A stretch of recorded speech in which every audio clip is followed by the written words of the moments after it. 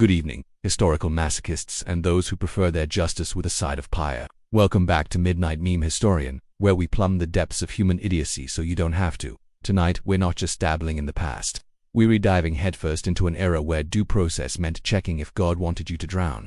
Yes, we're talking about medieval court trials, those bastions of enlightened jurisprudence that were, in essence, witch hunts with extra, utterly pointless steps. Prepare yourselves for a journey into a legal system so spectacularly absurd, it makes reality TV look like a documentary on quantum physics. Now, when you picture justice today, you might imagine, oh I don't know, evidence, maybe a lawyer, perhaps even the wild concept of a fair trial. But in the good old Middle Ages, haha, that's for amateurs. They operated on a far more sophisticated principle, divine intervention, combined with a healthy dose of mob mentality and an unhealthy obsession with demonic pacts. It was a golden age, really, if your definition of golden involves widespread illiteracy, rampant superstition, and the casual immolation of anyone who looked at your cow funny. They called it justice. We call it a Tuesday night fever dream. Let's set the scene, shall we? Imagine a village, quaint and utterly devoid of critical thinking skills. Someone's pig died. Clearly this isn't due to poor husbandry or disease. No, it must be the crone down the lane who always stares at your turnips. Instant accusation. Now, what's the next logical step in a rational society? An investigation. Forensic evidence. Ha! Don't be preposterous. The next step is clearly to throw her into a pond and see if she floats.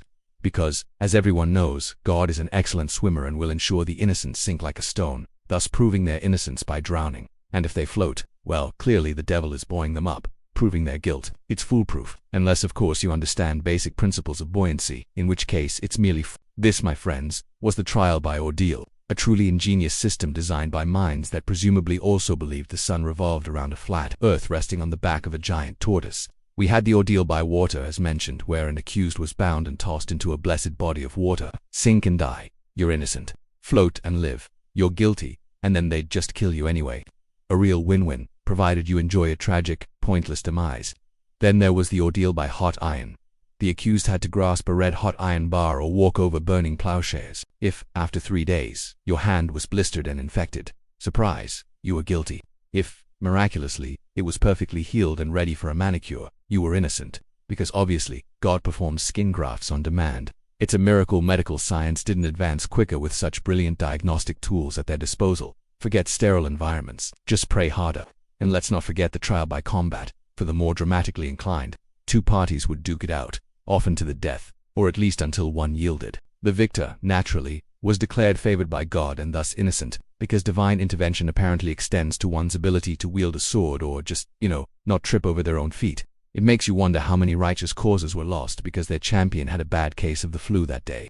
This wasn't about justice, it was about theatrical violence and hoping your opponent was less skilled, or less favored by a deity who apparently picked sides and glorified bar brawls. But the real DA, the crown jewel in this carnival of legal absurdity, were the witch trials.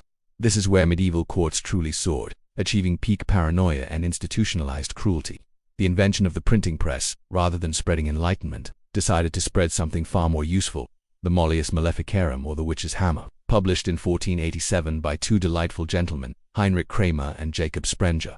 This book wasn't just a bestseller, it was the ultimate how-to guide for finding, identifying, torturing, and executing witches. It was a dummy's guide to demonic possession, except the dummies were the ones in charge of the justice system.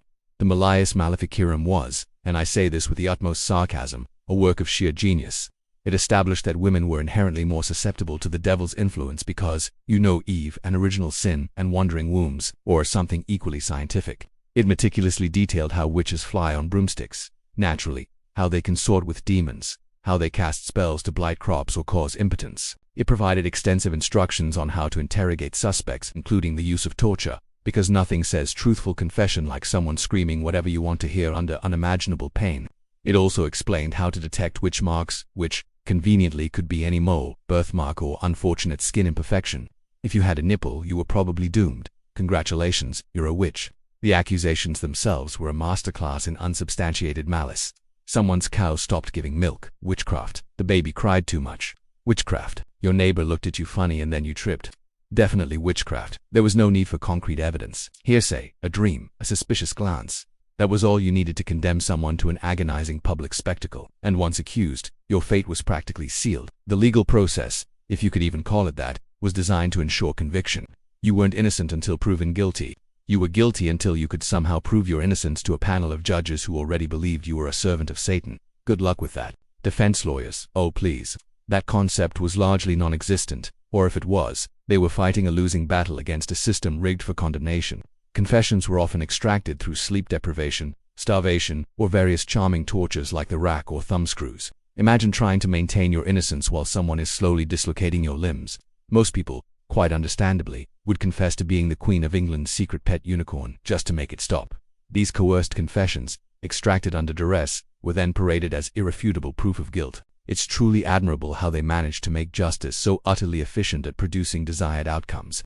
The evidence was often ludicrous, even by the standards of the time. If a suspect wept during interrogation, it was a sign of innocence.